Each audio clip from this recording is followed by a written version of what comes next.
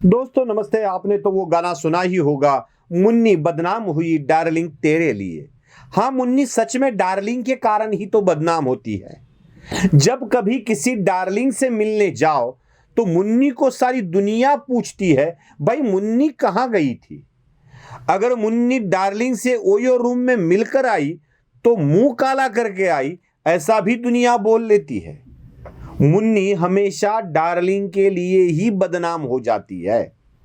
वैसे मुन्ने का भी है, मुन्ना भी अपने डार्लिंग के लिए बदनाम हो जाता है। ठीक ऐसी ही घटना भारत की राजनीति में हुई है। हुआ यह है कि यह घटना जो बदनामी की है ना, इसका वेन्यू है दिल्ली। दिल्ली में जनपथ पर कोई भी जाता है, जनपथ मतलब आम लोगों का पथ नहीं, जनपथ पर खास लोग रहते हैं जिन्हें मराठी में खासदार बोला जाता है, सांसद बोला जाता है। ऐसे ही जनपथ पर एक निवास स्थान है जो निवास स्थान महाराष्ट्र के मंजे हुए राजनेता शरद पवार का है। अब शरद पवार के घर में कोई जाता है तो उसका महत्व सहज ही बढ़ जाता है। वैसे ही अगर कोई विपक्ष का नेता हो तो और भी उसकी चर्चाएं होने लगती है। अब शरद पवार के निवास पर संजय राउत गए तो चर्चा नहीं होती है, क्योंकि संजय राउत को तो जाना ही जाना है। रोज उनके घर काम करने वाले आते जाते रहते हैं, लेकिन उनकी कोई चर्चा नहीं होती है। वैसे संजय राउत की भी चर्चा नहीं होती है। वहां महाराष्ट्र के विधायकों के लिए एक खाना रखा गया और उस खाने में चले गए केंद्रीय मंत्री नितिन गडकरी। अब गडकरी वहां जाते हैं तो लोगों की आंखें तो तनी होनी चाहिए। लोग भौचक्के होकर रह गए कि अचानक नितिन गडकरी शरद पवार के घर कैसे गए। उसी दिन, जिस दिन यह खाना रखा था, उसी दिन संजय राउत की प्रॉपर्टी पर सेंट्रल एजेंसियों ने आंच लगाई थी, उसको जब्त कर दिया था। जिस दिन खाना खाने नितिन गडकरी शरद पवार के यहां संजय राउत के साथ गए थे, उसी दिन संजय राउत की प्रॉपर्टी ईडी मतलब सेंट्रल एजेंसी द्वारा जब्त की गई थी। अब इन माहौल में गडकरी का वहां जाना तो आश्चर्यजनक तो होगा ही होगा। मराठी में एक कहावत है, हिंदी में मैं भी उसका मतलब बताता हूं। शिंदीच्या झाडाखाली बसून दूध पिलं तरीही लोक सिंधीच पिली असं म्हणतात। मतलब अगर आप किसी ताड़ी के पेड़ के नीचे बैठकर दूध भी पियोगे तो लोगों को लगेगा कि आप ताड़ी पी रहे हो। मतलब डांस बार में बैठकर आप कोल्ड कॉफी भी पियोगे तो लोग समझेंगे ये दारू ही पी रहा है। वैसे शरद पवार के घर जाकर अगर गडकरी यूं ही मिलकर आते हैं तो लोग समझेंगे कि गडकरी बगावत पर उतर आए हैं। अब गडकरी का वो जाना भी लोगों को बहुत ही बिल्कुल रास नहीं आया। उसके ऊपर भी लोग बोलने लगे, शायद शरद बाबू ने गडकरी को पटा लिया होगा, शायद गडकरी बगावत के मूड में होंगे। यहां तक लोगों ने कह दिया कि नितिन गडकरी के और शरद पवार के आर्थिक संबंध है और इसी संबंध के कारण गडकरी वहां पहुंच गए। हालांकि गडकरी एक ऐसे राजनेता है जिनके सारे पार्टियों में अच्छे दोस्त हैं। अब वो हर एक के काम करते हैं। वो कहते हैं ना कि कोई भी आए तो मैं कर देता हूं, मंत्री है वो। अब मंत्री है तो सबके काम करने पड़ते हैं। तो गडकरी के प्रशंसक बहुत ज्यादा है। औरंगाबाद के इम्तियाज जलील भी गडकरी की प्रशंसा करते हैं, सुप्रिया सुळे भी गडकरी की प्रशंसा करती है, शरद पवार भी गडकरी की प्रशंसा करते हैं। यहां तक कि राउत को भी लगता था पहले पहले कि गडकरी ही ये महाराष्ट्र का मसला मिटा सकते हैं, संभाल सकते हैं। अगर गडकरी के इतने चाहने वाले महाराष्ट्र में है अपने पार्टी के सिवा, बोला यह भी जाता है कि देवेंद्र फडणवीस और गडकरी के बीच में ज्यादा नहीं बनती है।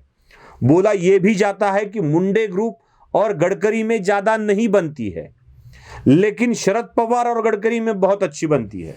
अब गडकरी जी की तरफ से सफाई तो आना संभव है कि हम गए थे, हाँ हम गए थे, लेकिन महाराष्ट्र के सारे विधायक वहां उपस्थित थे, इसलिए गडकरी भी वहां पर उपस्थित थे। गडकरी न जानो किस कारण गए हैं। वैसे मैं आपको बता दूं, एक खबर भी दिखा दूं, मैं इतनी चर्चा क्यों कर रहा हूं ये आपको समझ में आ जाएगा। लोकमत एक ऐसा अखबार है जो कांग्रेस के नेतागण चलाते हैं। राजेंद्र दर्डा जो महाराष्ट्र में कैबिनेट मंत्री भी रह चुके हैं और विजय दर्डा उनके वरिष्ठ भाई जो राज्यसभा के सदस्य भी रह चुके हैं। ये दर्डा बंधु लोकमत नाम का एक कांग्रेस का मुखपत्र चलाते हैं। वैसे है तो कांग्रेस का ही मुखपत्र, लेकिन जिसकी दे उसकी भी बजाते हैं वो, मतलब बैंड बोलता हूं मैं, जिनके सामने बजाते हैं। जो नहीं देता उनकी बैंड बजाते हैं और जो देता है उनके लिए बैंड बजाते हैं। मतलब बजाने का सिलसिला कायम है, सिर्फ देता है उसके लिए बजाते हैं, नहीं देता है उसकी बजाते हैं। उस अखबार के अंग्रेजी और मराठी दोनों में एक खबर छप कर आई है, वो भी खबर मैं आपको दिखा देता हूं। अब ये अखबार का मुख्यालय है नागपुर। वैसे तो दर्डा यहां राजेंद्र दर्डा औरंगाबाद में बैठते हैं इसलिए औरंगाबाद मुख्यालय बोला जाता है। कुछ कॉर्पोरेट ऑफिस मुंबई में है इसलिए मुंबई मुख्यालय बोला जाता है। वैसे ना लोकमत का ओरिजिन मतलब मूल स्थान ही नागपुर है। और नागपुर के अखबार में एक न्यूज क्या आई है आप देख लीजिए, अंग्रेजी वाली भी देख लीजिए, मराठी वाली भी देख लीजिए। अब इस न्यूज में यह अफवाह फैलाई गई है कि मोदी के खिलाफ काम करने वाला एक मंत्री है जो 252 सांसदों को अपने साथ रखा हुआ है। अब लोगों का तो गणित लगाना स्वाभाविक है, वो तो गणित लगाएंगे ही लगाएंगे कि एक मंत्री है, 252 उसके साथ है, वो मोदी को साथ नहीं रखना चाहते हैं, अब हो गए गडकरी, मुझे हटा के देखो। ये वही बात हुई। गडकरी के साथ ये कृपया खबर ना जोड़े, मैं यही कहूंगा, क्योंकि गडकरी इस मामले में ऐसी बातें कुछ करने वाले नहीं है। और वैसे भी लोकमत को अफवाहें फैलाने का बड़ा शौक है। वो न्यूज भी देता है तो बड़ी भद्दी तरीके से देता है। मैं आपको किसी दिन वो भी बता दूंगा कि वो किस तरह की न्यूज देते हैं।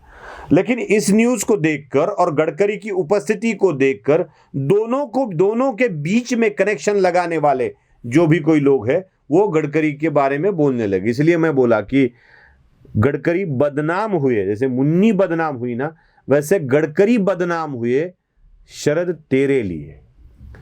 अब इस बदनामी की मार गडकरी झेलते झेलते जब तक पुराने नहीं होते तब तक एक मुलाकात और हुई, और वो मुलाकात थी शरद पवार की प्रधानमंत्री नरेंद्र मोदी के साथ। अब महाराष्ट्र में इतना तमाशा हो रहा था और शरद पवार कुछ फाइलें लेकर मोदी जी के पास जा रहे थे। अब जैसे ही मोदी जी की तस्वीरें वायरल होने लगी, लोग बात करने लगे, डर गया रे डर गया। और कई लोगों के मन में ये भी ख्याल आया जैसे लड़की देर रात वापस आती है और लोग उससे बोलते आ गई मुंह काला करके, वैसे ही मोदी जी के कैबिन के बाहर आने तक शरद पवार के बारे में लोग बोलने लगे आ गए सरेंडर होके। जैसे ही यह खबर फैल गई, दूसरे तीसरे घंटे के अंदर शरद बाबू ने प्रेस कॉन्फ्रेंस बुला ली और कहा कि मैंने राज्यपाल की कंप्लेंट कर दी है, मैंने संजय राउत के ऊपर कोई जरूरत ही नहीं थी रेड डालने की, ऐसा मोदी को कहा है। और मुझे लगता है मोदी मेरी सुनेंगे। मोदी ने उस दिन ही कह दिया है जब यूपी का रिजल्ट आया था कि कोई प्रादेशिकता का लेबल लगाकर इसको गलत ठहरा रहे हैं तो मैं ये सुनूंगा नहीं। ये जवाब मोदी ने पहले ही दिया था। तो शरद बाबू अपनी बदनामी टालने के लिए प्रेस कॉन्फ्रेंस ले रहे थे। वैसी प्रेस कॉन्फ्रेंस तो नितिन गडकरी ने बिल्कुल नहीं ली है। लेकिन ये दोनों नेता बदनाम हो रहे हैं, ये उतना ही सही है। ऐसी कुछ घटनाओं को लेकर लोकमत जैसे अखबार भी कुछ ना कुछ तो अनाप शनाप छापते रहते हैं, ये भी आपके सामने आना चाहिए, इसीलिए ये विषय किया है। नमस्ते।